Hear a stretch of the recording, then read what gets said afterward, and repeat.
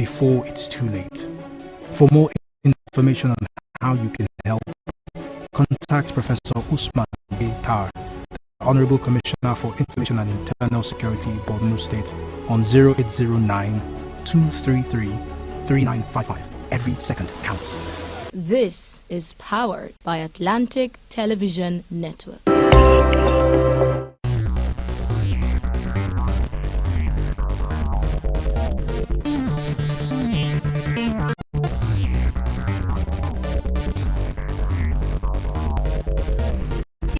And now the news in details. We begin with Africa.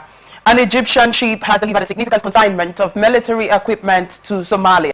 In the capital Mogadishu side, Somali Defense Minister Abdul Qadir Mohamed Noor thanked Egypt for the delivery of anti-aircraft, guns and artillery, making the second military cargo from Egypt in a month amid deteriorating relations between Somalia and Ethiopia, a long-time rival. Somalia is expressing anger over Ethiopia's government in its fight against Al-Qaeda-linked militant group Al-Shabaab. Somalia asks everyone a reference to their worsening diplomatic relations.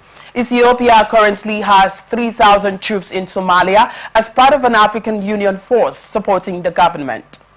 There is now a plan for up to 5,000 Egyptian soldiers to join a new-look AU force at the end of the year, with another 5,000 reportedly to be deployed separately.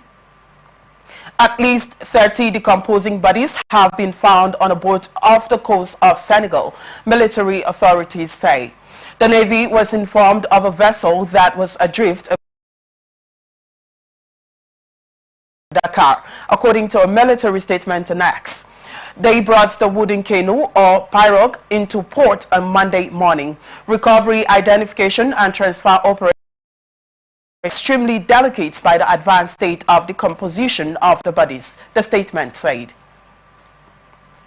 There has been a recent increase in migrants setting up from Senegal, from Spain's Canary Island, a journey of more than 1,000 kilometers across in recent weeks. Young West African migrants have been increasingly using the Canary Island routes to each Europe because it involves a single, albeit dangerous, journey rather than needing to cross both the Sahara Desert and the Mediterranean Sea. 61% increase compared to the previous year. The UN says about 40,000 migrants made it to the Canary Island last year. Nearly 1,000 are known to have died or disappeared, although the real number is likely to be far higher.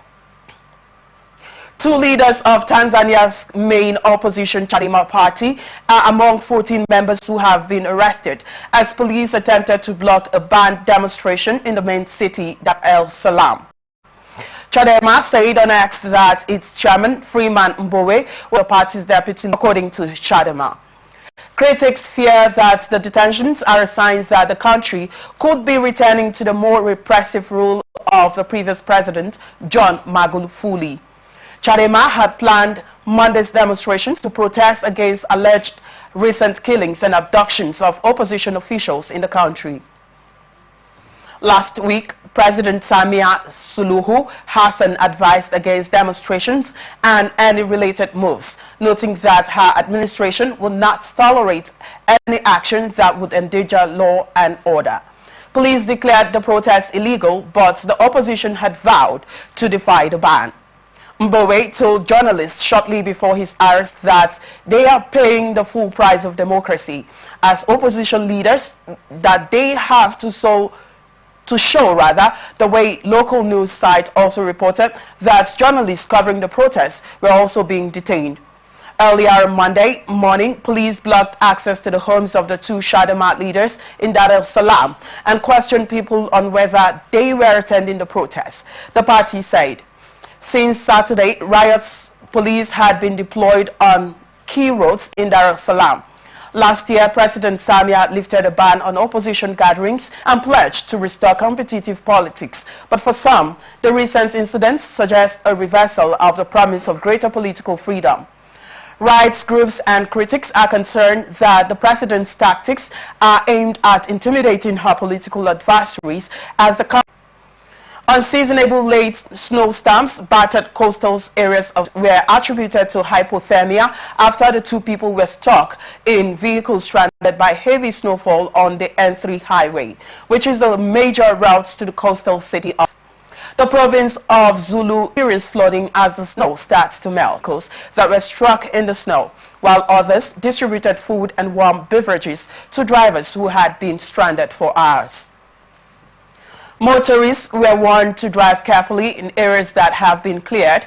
Schools were closed in KwaZulu-Natal, where the Provincial Minister for Cooperative Governance, Thulasizwe Butheles, warned that communities along the Tugela River may experience flooding.